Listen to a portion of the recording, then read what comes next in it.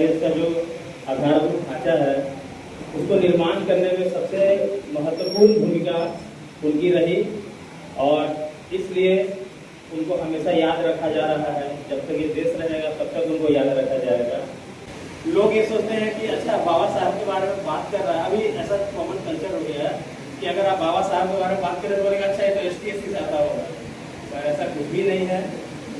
इतने बड़े व्यक्तित्व को जिनको संविधान में इतना देश में इतना ऊंचा पदवी दिया गया है उनका हम सभी को सम्मान करना चाहिए और आप लोग उनको रोल मॉडल के रूप में लेके चले। सिर्फ बाबा साहेब ही क्यों, और भी महापुरुष हुए हमारे देश में, आप उनको रोल मॉडल के रूप में लेके चले, उनसे जो अच्छाइयाँ हैं उनको सीखें और अपने व्यक्तित्व का, अपने चरित्र का निर्माण करें और अपना नाम रोशन करें और इस देश का नाम रोशन करें। और जो दलित समाज के लोग थे उनको तो बिल्कुल भी आगे बढ़ने का मौका नहीं दिया जाता था। अभी जब से संविधान लागू हुआ है तब से इसमें बहुत ही बदलाव आया है, जो कि एक अच्छी चीज़ है। भीमराव अम्बेडकर ने न सिर्फ दलित समाज को आगे बढ़ने का मौका दिया बल्कि हमारे देश में जो महिला हैं उनको भी आगे बढ़ने का मौका दिया।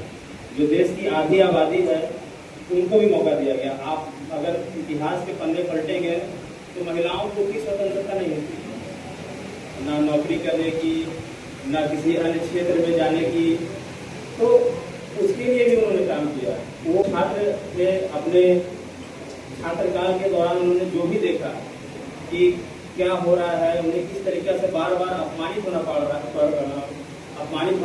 था, तो क्या तो उन्होंने उसको उस इंसान से बदला नहीं लिया।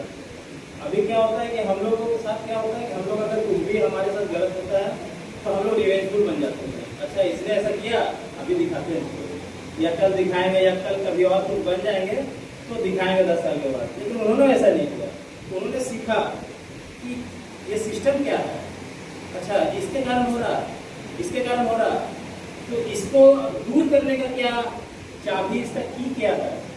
तो उन्होंने पाया कि शिक्षा, एजुकेशन इज द ओनली की। शिक्षा ही वो चीज है जो आपको आपका अधिकार दिला सकती है या आपको बड़ा बना सकती है।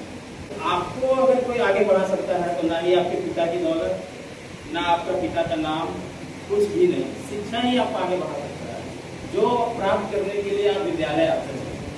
तो उन्होंने क्या किया, उन्होंने 3 फील्ड में PhD किया, 3 फील्ड में PhD, जो कि आज के समय में कोई एक इंसान एक PhD करने में उसके पसीने छूट जाए, जबकि इतना सारा टेक्नोलॉजी है, ऑनलाइन डेटा हमारे पास मौजूद है, किताबें हैं।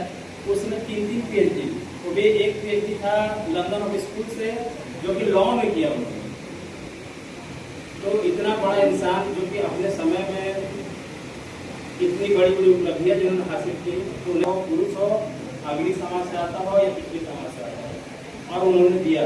आज हम सब एक जगह बैठकर अगर कुछ पढ़ पा रहे हैं, even anywhere in the India, तो बाबा साहब की देन है। इसलिए ही इनको और इनकी जयंती को इतने हर्षोल्लास के साथ पूरे देश को मनाया जा रहा है, पूरे देश में मनाया जा रहा है।